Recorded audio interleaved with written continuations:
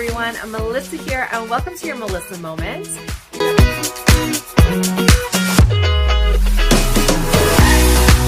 Hello, everyone. Melissa here. Welcome to your Melissa Moment, and welcome to Turn the Page Thursday.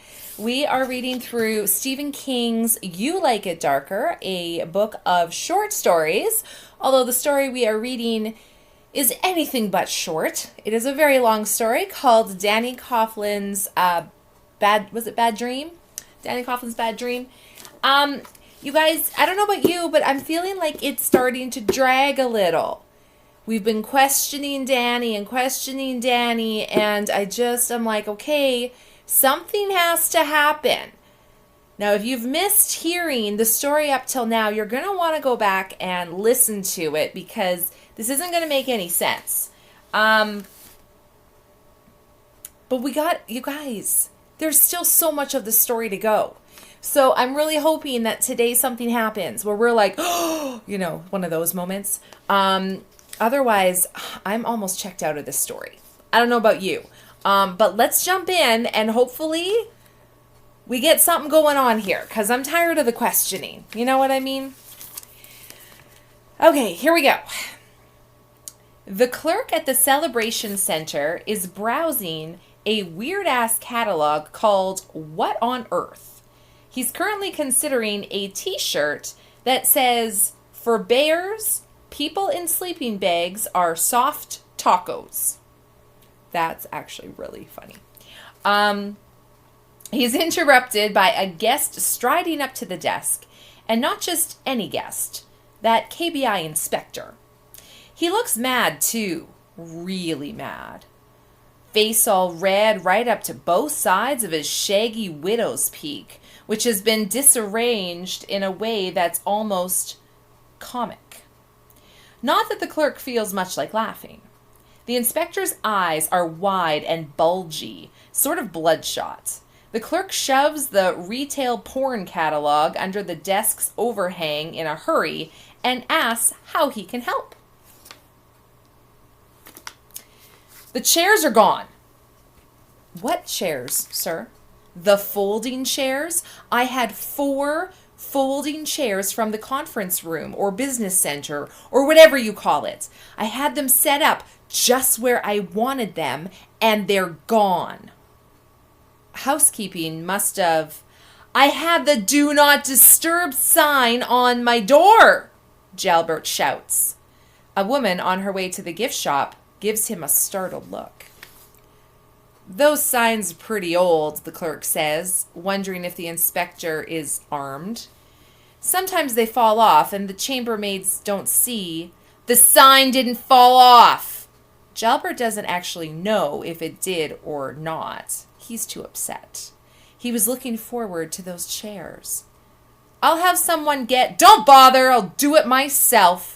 Jalbert makes an effort to lower his voice, aware that he's gone a little over the top, but still, to come into his little suite and find those chairs gone, it was a shock. He goes down to the business center and takes 5 chairs. Only 2 in one hand and 3 in the other feels wrong, unbalanced. He debates taking a 6th or putting one back. It's a hard choice because he keeps thinking of Coughlin. How insolent he looked when he said, "If you want to keep me in Kansas, arrest me." Then the crowning, infuriating touch. You can't. Infuriating because true. Only for now, he thinks. Jalbert decides on 4 chairs and counts steps back to the elevator by 4s under his breath. 1, 2, 3, 4. 2, 2, 3, 4. 3, 2, 3, 4. He knows the counting thing is peculiar, but it's also harmless. A way to soothe counterproductive thoughts and clear the mind. He's up to 9, 2, 3, 4 when he reaches the desk, a total of 36. To the clerk, he says, "I was a little out of line. I apologize." "No problem," the clerk says, and watches Inspector Jalbert walk to the elevators. He seems to be muttering under his breath. The clerk thinks that it takes all kinds to make a world. To him, this is an original thought. He thinks it would look good on a t-shirt.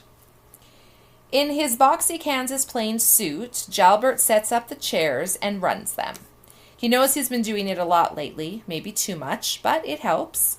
It really does. And maybe he was doing it a lot even before Coughlin. Maybe it's a problem, the chairs and the counting. He's aware that numbers rarely leave his mind these days, adding them, dividing them, and it may be an addiction. Sometimes, when he's counting, a number will pop out of his mouth like a jack from its box. It happened with Carlton, and although he can't remember for sure, it could have happened with the clerk downstairs. Certainly the clerk thought he was being peculiar about the folding chairs. He ought to do something about it before it gets out of hands. Maybe hypnosis? And he will as soon as Coughlin has been charged with the murder of Miss Yvonne. But in the meantime, he needs to plan his next move. Counting helps. Running the chairs helps. He goes from a folding chair to the bed, which is 4 steps. From the bed to the closed seat of the toilet, which is 11 more. That's a total of 15, 1 to 15, added sequentially. Next to the chair by the desk in the sitting room, that's 14 more, which makes, for a moment, he has no idea what it makes, and a kind of panic sets in. Poor Miss Yvonne is depending on him. Her family is depending on him. And if he can't remember a simple arithmetical total, how can he possibly... 29, he thinks, and relief floods him. His upset is all Coughlin's fault. Arrest me, Jalbert murmurs, sitting bolt upright in one of the folding chairs. You can't. You can't. Coughlin leaving the state? Jalbert can count all he wants, but he didn't count on that. How can he? Inspector Frank Jalbert kept the pressure on if Coughlin simply folds his tent and leaves. He counts, he adds, occasionally he divides. The idea of killing Coughlin comes to him. And not for the first time. He's sure he could get away with it if he was careful, and it would save the girls who might suffer poor Miss Yvonne's fate. But without hard evidence of Coughlin's guilt, or a confession, even better, the son of a bitch would die an innocent man. Unacceptable. Jalbert goes from one room chair to the next, to the bed, to a folding chair, to the toilet seat, to another folding chair. He lies down for a while, hoping to sleep, at least to get some rest. But when he closes his eyes, he sees Coughlin's insolent face. Arrest me. You can't, can you? He springs up and begins running the chairs again. Last time, he tells himself, then I'll be able to sleep. When I wake up, I'll know what comes next. On the toilet seat, he covers his face with his hands and whispers, I'm doing it for you, Miss Yvonne. All for you. Which is a lie, and he knows it. Miss Yvonne is beyond help. Danny Coughlin is alive and free. On Saturday morning, Ella Davis drives to Manitou. Her daughter is strapped in the back seat, absorbed with the iPad mini she got for her birthday. Ella told Danny Coughlin that she had a babysitter and the meter was running. That was a lie. But she doesn't feel bad about it. He is lying about Yvonne Wicker, after all, and his lie is bigger than hers. Are you sure he's lying? Totally sure? Ella and Lori are staying with Regina in Great Bend. Reggie has a daughter, just Lori's age, and the birthday party was actually Reggie's idea. She's crazy about Lori and is delighted to keep her when Davis has to work. 100% sure? She tells herself she is.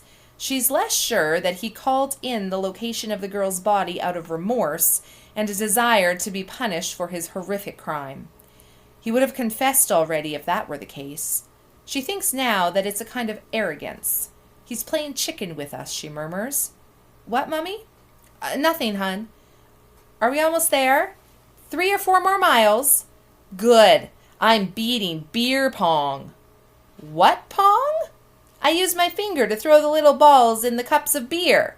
When they go in, there's a kersploosh, and I get points. That's nice, Lori.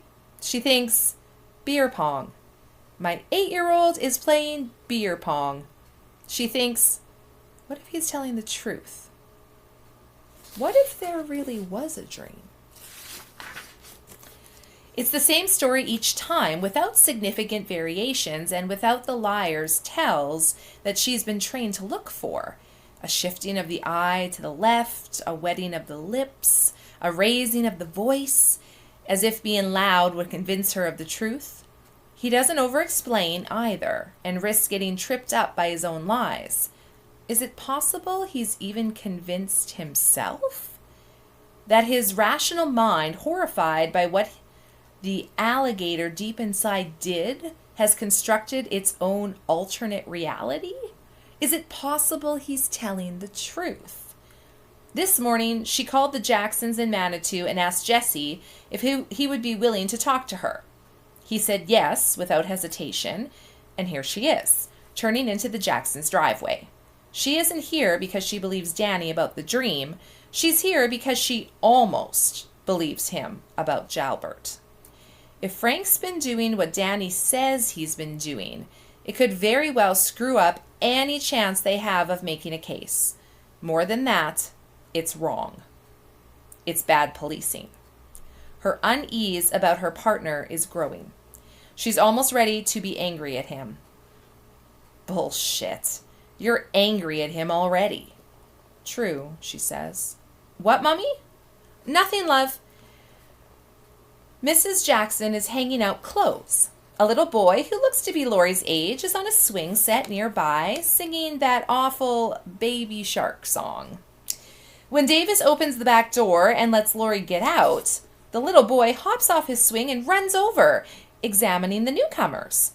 Laurie stands close to Ella, putting one hand on her mother's leg. Mrs. Jackson turns to Ella and says, "Hello." "Hi, I'm Inspector Davis, here to see Jesse." "He's just in the house." "Jesse, your company's here." The little boy says, "I'm Luke." "Is that an iPad mini?" "Yes," Laurie says. "I got it for my birthday." Radical. "My name is Laurie Rose Davis. I'm 8. "Me too," Luke says. "Want to go on the swing?" Laurie looks at Davis. "Can I, Mommy?" "Yes, but be careful. Don't break your iPad." "I won't."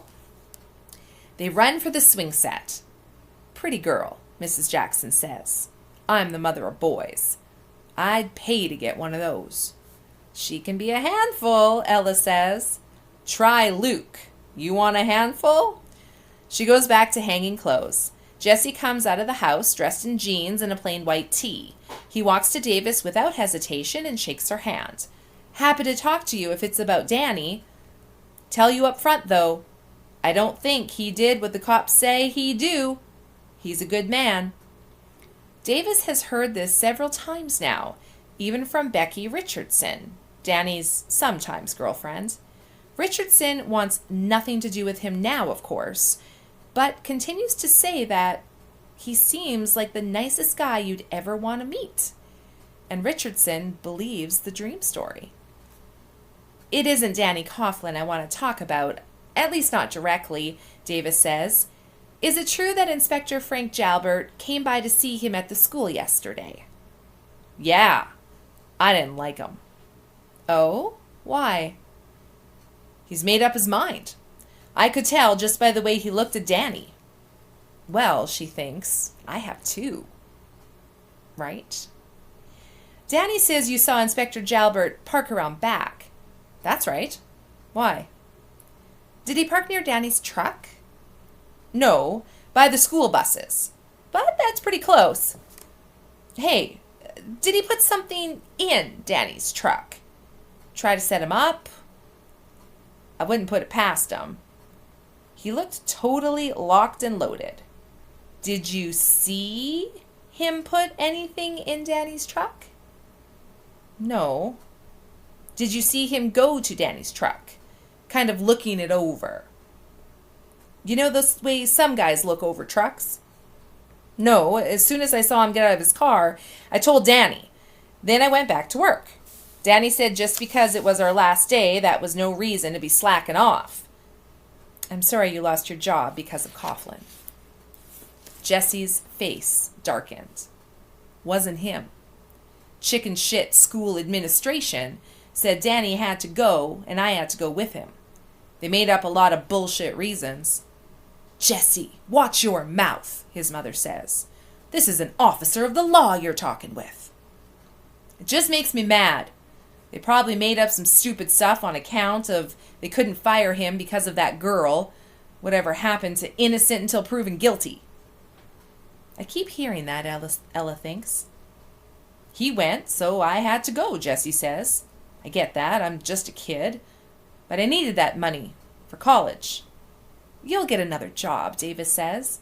Already did at the sawmill. Jesse makes a face. The pay is better, so long as I don't cut off a hand. You better not, his mom says. You need that hand. Laurie and Luke have abandoned the swings. They are sitting in the shade of the small yard's only tree, heads together looking at the iPad mini. As Davis glances their way, the two kids start giggling at whatever's on the screen. Davis is suddenly very glad she came. After spending so much time with Jalbert, it's like coming out of a stale room into fresh air. Let me get this straight, Davis says, taking out her notebook. You saw Inspector Jalbert park in back. Yeah, even though our front is a lot closer to the building. But you didn't see him approach Danny Coughlin's truck or touch it in any way. I told you, I had to go back to work. Okay, understood. She smiles and gives him her card. If anything else occurs to you...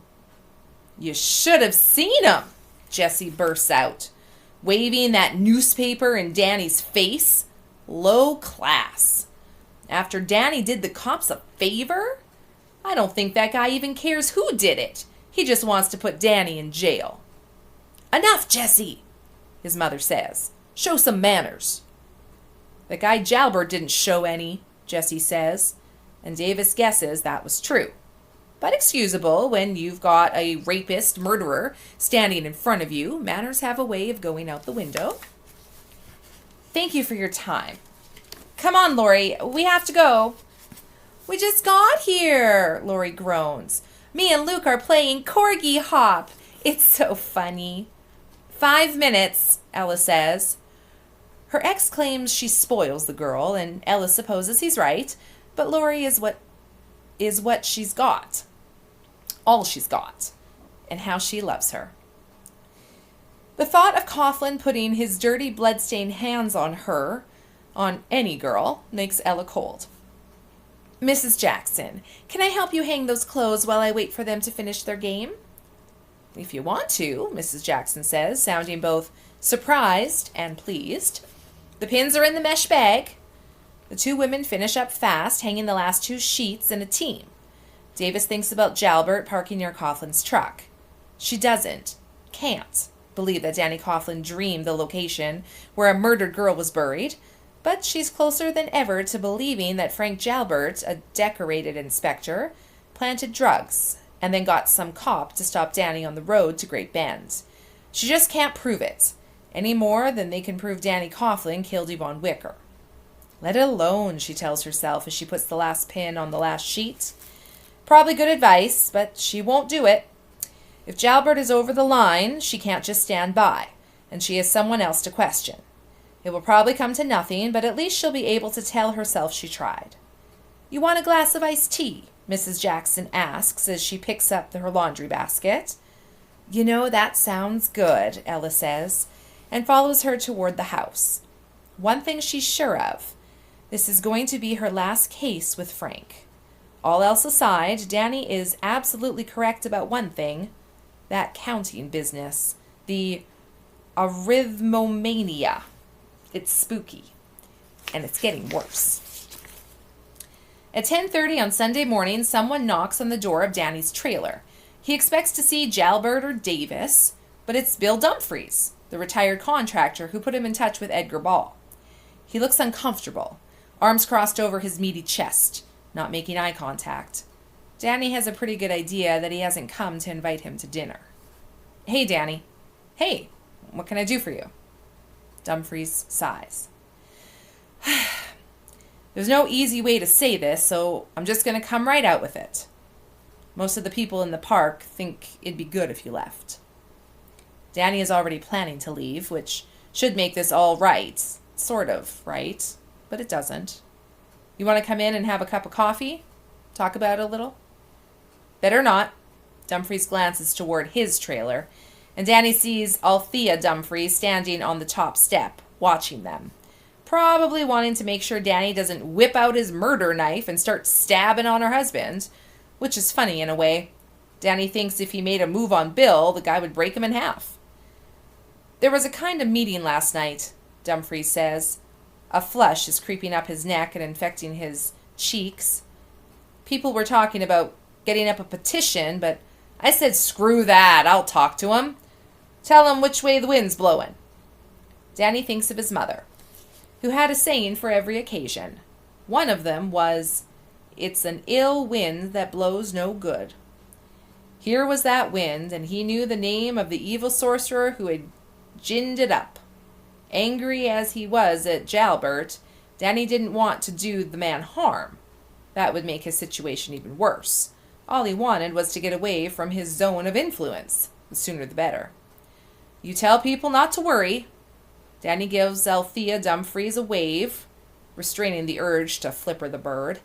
She doesn't wave back. I'll be gone soon. You don't want me here, and I don't want to stay. My mother would say this just proves that no good deed goes unpunished. You really didn't kill her? No, Bill. I really didn't kill her. And the only one who's close to believing me is the lawyer you recommended. I don't know if you'd call that irony or not. Where are you going? Bill Dumfries doesn't need to know that Danny still hasn't nailed that down, but because Bill at least had the guts to face him, without eye contact, it's true, Danny closes the door of his trailer gently instead of slamming it in Bill's face. Back in his living area, he makes a FaceTime call to his brother, knowing Stevie will be on break. Stevie keeps to a regular schedule and gets upset if something happens to knock him off it. In that way, Danny thinks he's kind of like a sunny side version of Jalbert. Stevie is sitting on a box of Charmin and eating a Twinkie. He brightens when he sees Danny's face. "What's up, Danny Bobanny?" "I'm thinking I might move to Colorado," Danny says. "What would you think about that?" Stevie looks both pleased and worried. "Well, maybe, but why?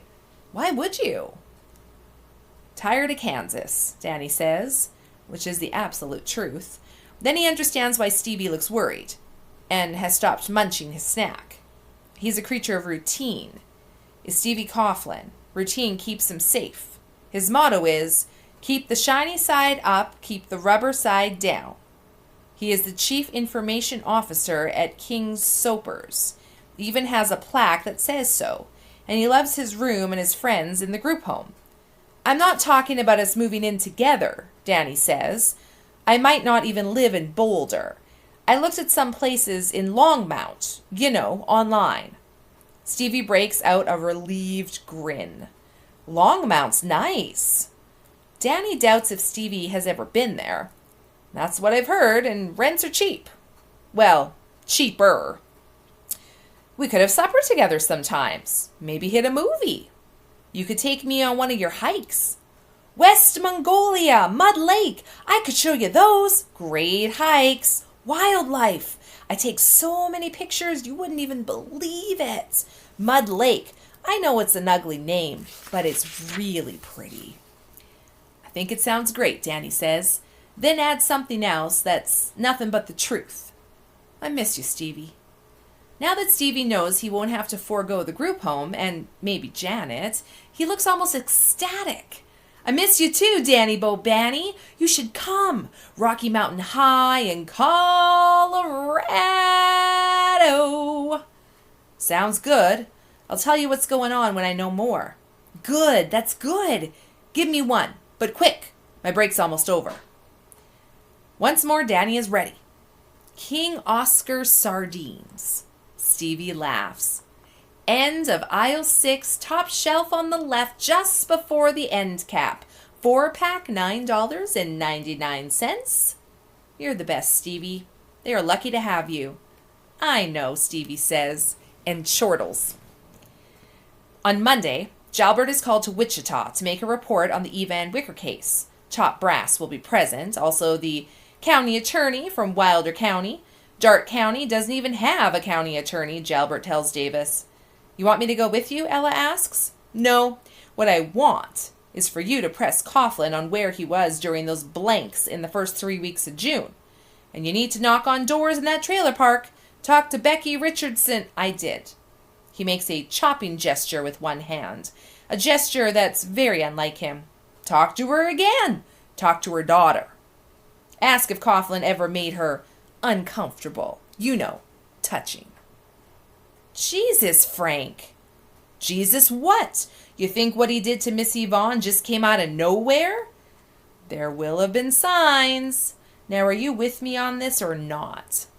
Yes, sure. Good. 19. What? It's the only good prime number, Jalbert says, then makes the chopping gesture again. Never mind. Knock on doors. Find something. We can't let him leave Wilder County, let alone the state. I'll take care of Wichita. Can you convince them to arrest Coughlin? I'm trying to, Jalbert says, but don't hold your breath. He leaves. Davis goes to Oak Grove and starts knocking on doors, although not on Danny Coughlin's. After their conversation at the coffee hut, she's not ready to talk with him again. Becky Richardson is home but on her way out, telling Davis she has to do a favor for a friend. She has nothing new to add anyway, only that she and Coughlin had a relationship but now are quits. The daughter, Darla Jean, stares at Davis from the front of the TV with big eyes. Ella makes no attempt to interview her. At 11 o'clock, after a series of fruitless interviews that have told her nothing new, except Danny has agreed to leave the park, she calls Plains Truth. She half expects voicemail, but the phone is answered by a young man. Yellow! I'd like to speak to Peter Anderson, please. That's me. Mr. Anderson, I'm Inspector Ella Davis of the Kansas Bureau of Investigation. I'd like to talk to you about Daniel Coughlin. There's a long pause. Davis is about to ask if Anderson is still there when he speaks again, sounding younger than ever. I was given a good tip and I published it, okay?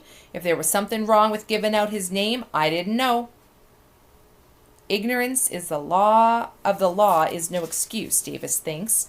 But in this case, there's no law anyway, just accepted practice. But if there's something wrong with the follow-up, I guess I could print a retraction, if it's not true, that is. What follow-up, she thinks, and makes a mental note to pick up the latest issue of Plains Truth. What I want to know, Mr. Anderson, is who gave you your information? A cop? Anderson pauses for a moment, then blurts, At least he said he was a cop. And I believe him because he really had the inside track on the investigation. He said printing the guy's name would put pressure on him to, come clean. This mystery cop didn't give you a name? No. But you ran the story anyway. Well, isn't it true? Anderson is trying to sound pugnacious. Isn't this Coughlin the guy you're looking at for the murder of the girl? Mr. Anderson, I think I'd better come see you in person, Davis says. Oh, God, he says, sounding younger than ever. What time would be convenient? I guess I could be at the office, there now. Have you got the address? We're in Cathcart. I have it. Truth is pretty much a one-man operation. Just tell me one thing, ma'am. Did I break the law when I printed his name? Not to my knowledge, Davis says. It wasn't illegal. Just shitty. I'll be there by this afternoon. Danny doesn't know what his next stop will be. Maybe Denver, maybe Longmont, maybe Arvada. But after nearly 3 years in Oak Grove, his 2 small suitcases won't be enough for the belongings he means to take. He decides to go to Manitou Fine Liquors and see if he can get some empty boxes for his clothes. They might not know his face there because even in his drinking days, he stuck mostly to beer. He opens his trailer door shortly after noon and stops on the top step. Darla Jean Richardson has set up her dollhouse on the asphalt in the shade of the Oak Grove office building. It's a big one, damn near a mansion. Carrying it from her trailer must have been a chore. Becky ordered it from Amazon for DJ's 7th birthday. then threw up her hands in despair when she realized it had to be assembled. Danny put it together with DJ, handing him the various components, both of them singing along with the radio. That was a good day. She's 9 now, and he hasn't seen Marigold's dream house for almost a year. He supposes she plays with it in her bedroom, or has outgrown it, but if she lugged it all the way out here from her trailer, it can only have been for one reason. Hey, DJ, what do you say? That's always been good for a smile, but not today. She gives him a solemn look. She's gone, if that's why you were staying inside. Danny doesn't have to ask who DJ's talking about. Ella Davis was in the park earlier, knocking on doors and talking to anyone who was home. He expected her to make a visit to his trailer, but she never did. Just took off her COVID mask and left. Where's your mom? She had to take Mary Al's shift at the diner. Mary Al's got impetigo. DJ says the word very carefully, syllable by syllable. She said I could stay on my own and she'd bring me back a slice of cake. I don't want cake. I don't care if I ever have cake again. She told me I couldn't knock on your door, so I came here. So I'd see you when you came out. Danny goes down the steps, walks half the distance to DJ, then stops. The dollhouse is open on its hinges, and he can see Barbie and Ken inside, sitting at the kitchen table. Barbie sits with her legs struck awkwardly out because her knees didn't bend very well. There was a time when DJ and Danny discussed this, and other unrealistic attributes of various dolls, plastic skin, creepy hair, at some length. Why are you just standing there? DJ asks. Because he can feel eyes, of course. The accused killer and the defenseless little girl. Most people are at work, but some are at home. The one Inspector Davis talked to, and they will be watching. Maybe he shouldn't care, but he does. Before he can think of a reply, she says, Ma asked if you ever molested me. I know what that means. It means stranger danger. And I said, Danny would never molest me because he's my friend. Darla Jean starts to cry. DJ, Jesus, don't. You didn't kill that girl, did you? Not a question. Fuck the watchers. He goes to where she's sitting and squats down beside her. No. They think I did because I had a dream of where she was buried, but I didn't kill her. DJ swipes an arm across her eyes. Ma says I can't come over to your trailer anymore and you can't pick me up at school anymore. She says they'll either arrest you or you'll go away. Are they going to arrest you? They can't because I didn't do anything wrong. Are you going away? I have to. I don't have a job and most people don't want me here anymore. I want you. What if Ma decides she wants Bobby for a boyfriend again? He can't fix the car if it busts. I hate him.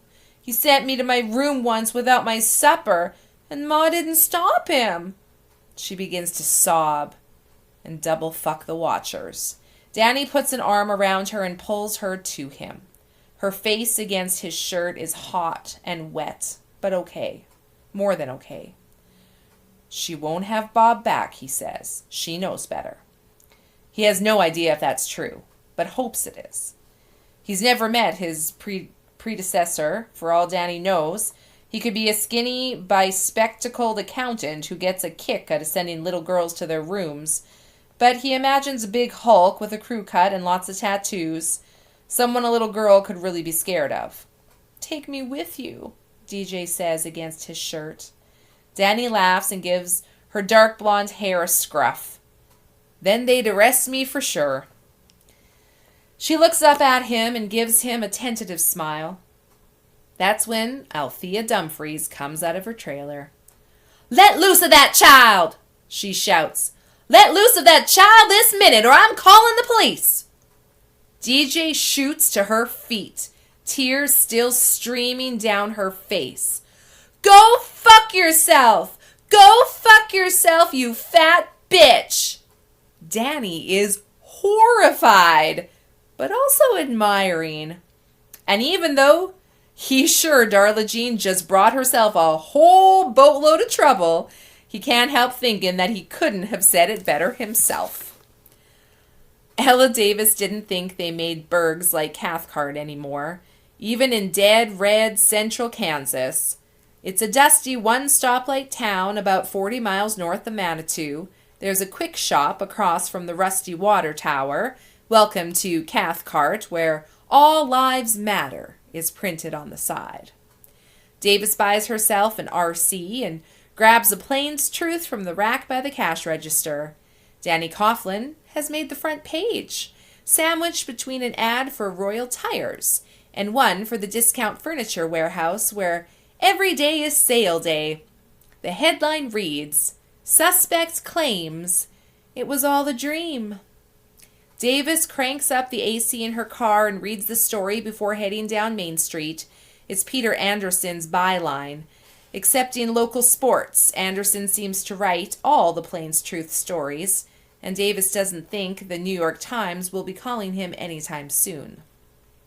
If Anderson's intent was irony, he fell far short, achieving only a kind of lumbering skepticism. Perversely, it made her want to believe Danny's version. She tosses the miserable excuse for a newspaper behind her. Plains Truth is on the street-level floor of a white-frame building halfway down Main Street. It's squeezed between a Dollar Tree and a long-defunct Western Auto. It needs paint. The boards are loose, the nails bleeding streaks of rust. The door's locked. She cups her hands to peer through the window and sees one large cluttered room with an old desktop computer presiding over it like an ancient god.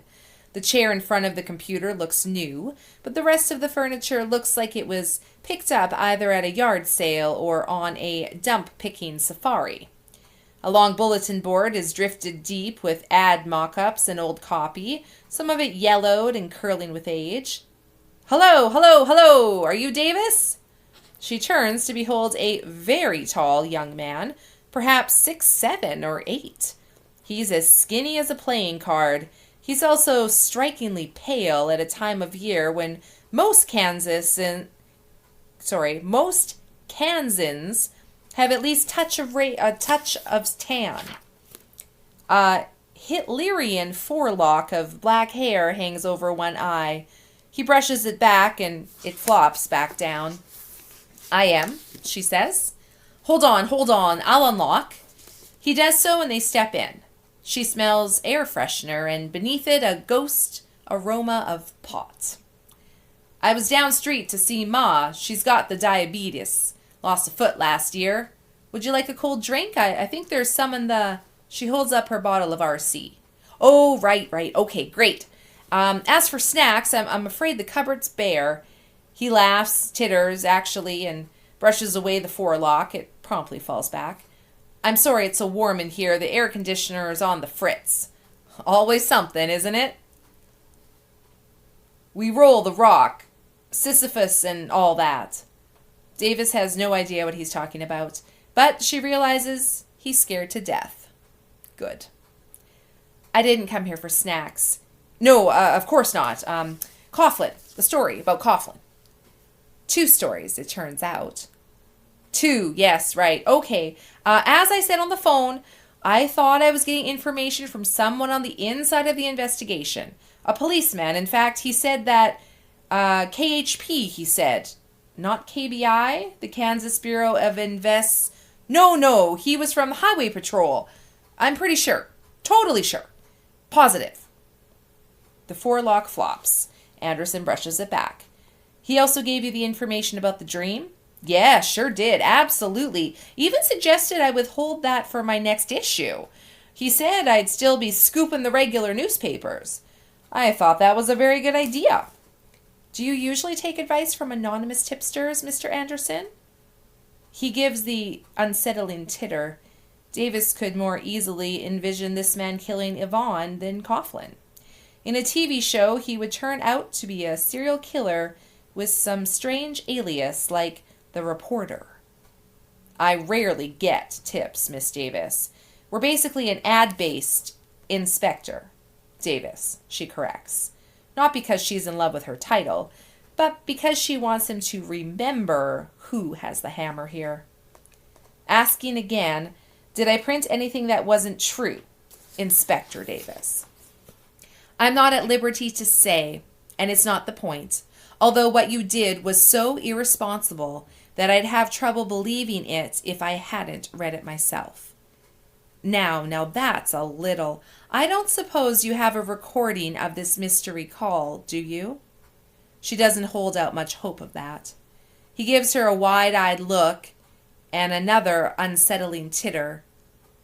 I record everything. She thinks she must have misheard. Everything? Really? Every phone-in? I have to. This is a shoestring operation, Miss Inspector. I also work part-time at the lumber yard outside of town. You must have passed it on your way in. Wolf Lumber? She can't remember if she did or not. She was thinking about Jalbert. She gestures for Anderson to go on. While I'm out at the yard or seeing to Ma, she takes a lot of seeing to. Every call I get, most of them are about ads, but some are from Herd Conway. He does the sports. Are recorded and zipped directly up to the cloud. You don't erase them? He titters. Why would I bother? Plenty of room on the cloud. Many mansions. As the good book says, my soul hath elbow room. Shakespeare. Our setup might not work for a big city newspaper, but it's fine for us. Here, I'll show you. Anderson wakes up his computer and types in a password. Davis is far from a compulsive neatnik, but the desktop screen is so littered with icons that looking at it makes her eyes hurt. Anderson mouses to the phone icon and pushes it. A message blares from speakers on either side of the room. He winces and turns down the volume.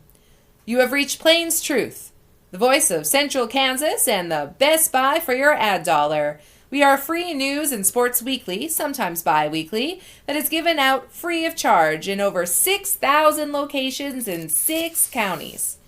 If that's true, I'll eat my shorts, Ellis thinks.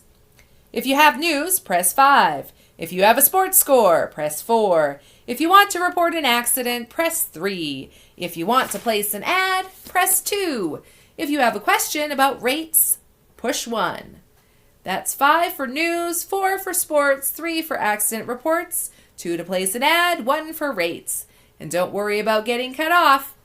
There's the titter she's coming to know all too well. This is Plains Truth, where the truth matters. Anderson turns to her. It's good, don't you think? All the bells and whistles, bases covered. Under other circumstances, Davis, curious by nature, might ask Anderson how much ad revenue Plains Truth generates, but not under these. Can you find that anonymous call? Yeah, sure. Tell me the date I'm searching for? She doesn't know. Try between June 30th and July 4th. Anderson brings up a file. That's a lot of incoming, but maybe. He frowns. The forelock flops. Some guy called in about a chimney fire. I think it was after that. Pretty sure. Anderson clicks, listens, shakes his head, clicks some more. At last, he gets a drawly farmer type who says he's seen a chimbley far out on Farm Road 17. Anderson gives Davis a thumbs up and goes to the next message. She has drawn up a chair next to him. It sounds funny because shh. Anderson draws a finger across his lips, zipping them shut. It does sound funny because the caller was using a voice-altering device, maybe a vocoder. It sounds like a man, then a woman, then a man again. Hello, Plains Truth. I'm with the Kansas Highway Patrol. I'm not investigating the Yvonne Wicker murder, but I've seen the reports. Your readers might like to know the man who discovered the body is Daniel M. Coughlin. He's a janitor at Wilder High School. He lives in the Oak Grove Trailer Park. I never printed the addresses, Anderson says. I thought that would be shh. Go back. Anderson flinches and does something with his mouse.